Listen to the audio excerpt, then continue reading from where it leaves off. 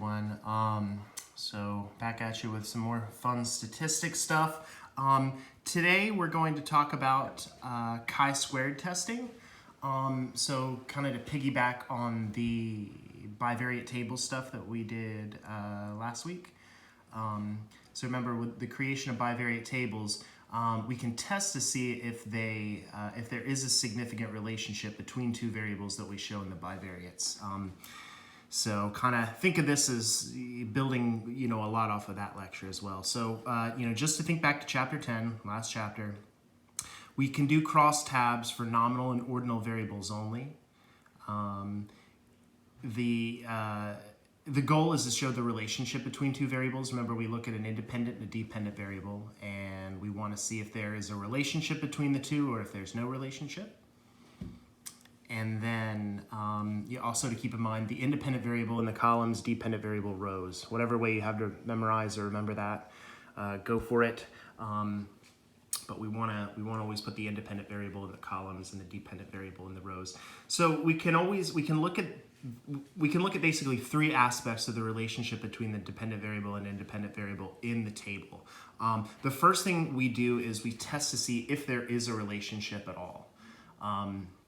So, are these two variables related? And that's where the chi-squared testing comes in. That'll be today. 2 and 3 we'll look at in the second half of the crosstab stuff, of the chi-squared stuff. We'll look at how strong the relationship is, and then in what direction is it. So the first thing we have to do is there a relationship or not? If there isn't, then, that's kind of the end of it. If there is, we want to know, is it strong, weak, moderate? And then in what direction, positive or negative? Again, I'll go through that in the next series. So today, just focusing on whether or not there's a relationship at all. Okay. So the first thing I want to show you, this is from your book, looking at the percentage of men and women who are first-generation college students. So just take a look at this crosstab. You've seen, hopefully you're getting used to seeing this kind of stuff. From the last chapter, the crosstab things. And you can see that you have your independent variable in the columns there, men and women. So one of your variables will be sex. Here's your two attributes. Your other variable is going to be generational status in terms of college attendance. And that'll be your dependent variable in the rows. So obviously sex would potentially predict whether you're first or non-first generation college student. It wouldn't make any sense for your generation in college to predict your sex. So obviously make sure you structure your table so that the independent variables in the columns. Okay, and just looking at whether so basically taking a sample of 4,620 people, and looking to see whether that's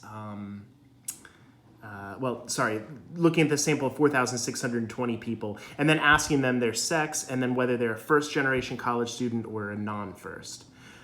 So just take a look at the table a little bit first. You can kind of see reading across that, we have a 10% gap in men and women here with, more women being first-generation college students. And then down here you look at men. And remember that your rows are going to sum up to 100%. Your columns aren't necessarily. We read down them. So we want to know... I'm sorry, but my mistake. Your columns will always add up to 100. My fault on that. Yeah, so we want to know of 100% of men, what are the breakdowns of first and non-first? 100% of women, breakdown of first and non-first. We want to make sure that the columns always sum up to 100. Okay, so the independent variable will always sum to 100. And we've got the raw counts here and men and women, raw counts and then frequencies. And you can kind of tell just from looking at it that it seems like there's something that women tend to be there are more first generation college student women than there are men.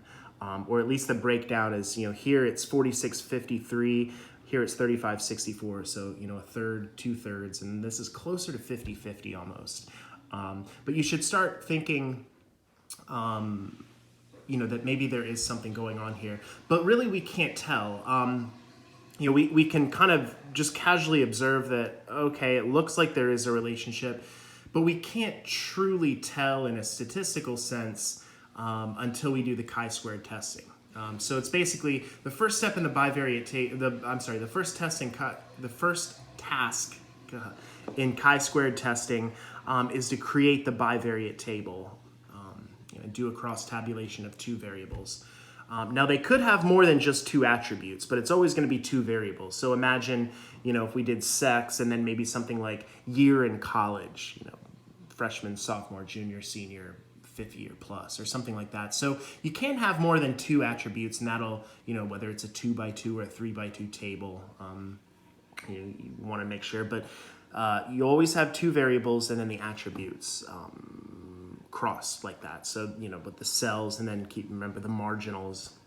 So hopefully this is just a little refresher, but it's the first step in doing it. So again, like I said, perhaps these 4,620 students, maybe there just happen to be more first generation college student women than normal.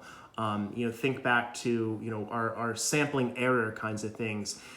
Could this be driven by chance? Basically, are these numbers so different that we can be sure that they're not driven by chance, and we can know for sure that there is a relationship between sex and generation status? Or could this just be driven by sampling error or chance? Or maybe the confidence intervals, maybe they cross over each other. So we can tell casually that, okay, it seems like this is going on, but the chi-squared test gives us a statistical procedure to test for correlation between two variables. That's essentially what's going on. So, but yeah, you'll always be given, or on a test, expect to maybe do a little creation of the tables.